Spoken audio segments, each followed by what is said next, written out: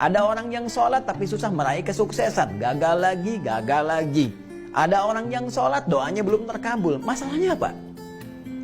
Jadi dari sekian yang dijanjikan itu kenapa belum teraih? Ini pun teman-teman sekalian tidak luput dari keterangan Al-Quran. Tidak luput dari jawaban Al-Quran. Bahkan sebelum saya, Anda, kita bertanya, Allah sudah lebih dulu menyampaikan keterangan kepada kita. Ada dua penyebab yang paling utama yang menjadikan seseorang yang menunaikan sholat berpotensi tidak meraih satu atau bahkan lebih di antara keutamaan yang dimaksudkan.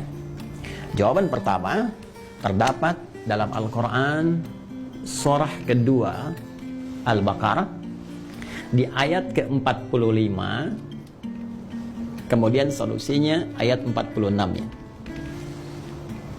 Yang kedua, kita temukan di Quran surah kedua 29. Di Quran surah kedua 29 Al-Ankabut di awal ayat ke-45-nya. Tuh, sama-sama 45 ayatnya, ya, tapi nanti dengan pemaknaan yang berbeda.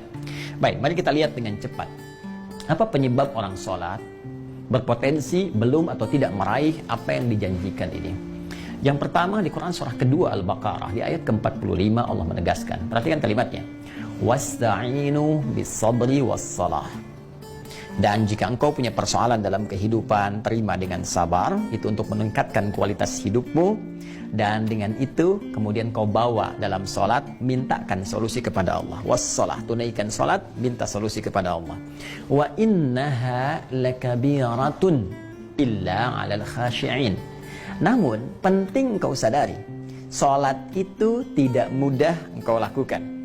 Awas, hati-hati tuh, ya. Ketika Allah menyandingkan sabar dengan sholat dan membandingkan keduanya, ternyata tingkat kesulitan menunaikan sholat itu lebih dibandingkan dengan sabar. Hati-hati. Artinya kalau orang tidak sabar menunaikan sholat, orang tidak serius menunaikan sholat, itu sulit kemudian akan menunaikannya dengan sempurna. Jadi lebih mudah dalam bandingan Al-Quran, lebih mudah kita belajar berikhtiar untuk sabar dibandingkan kita menyempurnakan untuk menunaikan sholat dengan baik. Kalau kita tidak serius. Nah, tapi Allah tidak berhenti sampai situ. Supaya Anda tidak bertanya, kalau begitu kalau sholatnya berat, kenapa kita diminta menunaikan? Hei, belum selesai ayatnya. Allah berikan jalan supaya sholat ini mudah ditunaikan oleh kita. Tapi kalau Anda nggak ikuti jalannya, tetap akan sulit bagi Anda. Jelas, seperti Anda nggak tahu ilmu sabar. Karena nggak tahu ilmu sabar, susah bersabar. Nggak tahu ilmu sholat, ya susah sholat dengan baik. Maka ayatnya kemudian memberikan penjelasan kepada kita, illa 'alal khashi'in, kecuali bagi orang-orang yang khusyuk dalam sholatnya. Jadi untuk menjadikan sholat itu termaknai, sholat itu mudah kita tunaikan, sholat itu benar kita tunaikan, kata Al-Quran pertama, tunaikan sholat itu dengan khusyuk. Ini poinnya. Khusyuk. Jadi kalau kita ingin meraih keutamaan-keutamaan ini yang dijanjikan, hal-hal yang tadi dimaksudkan, maka syarat pertama kata Allah, tunaikan dengan khusyuk. Kalau nggak khusyuk jadi berat sholatnya. Kalau nggak khusyuk jadi beban sholatnya. Jangankan saat menunaikan sholat, saat dengar azan pun jadi seakan beban. Suara apa ini? Ini kok panggilan tiap hari datang terus? Ya Allah, iman Anda di mana, Cepi? Jadi kalau kita nggak khusyuk susah. Nah, karena itu penyebab yang pertama kalau ada orang belum meraih apa yang dimaksudkan, boleh jadi sholatnya belum khusyuk. Pertanyaan susulannya, bagaimana supaya kita bisa khusyuk sholatnya ya Allah? Bagaimana cara khusyuk yang baik itu? Maka Allah memberikan jalan kepada kita. Jalan pertama langsung di ayat ke-46-nya. Ini poinnya. Perhatikan caranya. Alladzina yadhunnuna annahum mulaqu rabbihim. Satu. Wa annahum ilaihi raji'un. Dua.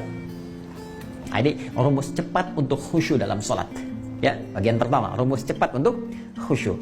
Kata Allah, alladzina yadhunnuna annahum mulaqu rabbihim. Orang khusyuk itu adalah orang-orang yang saat akan sholat.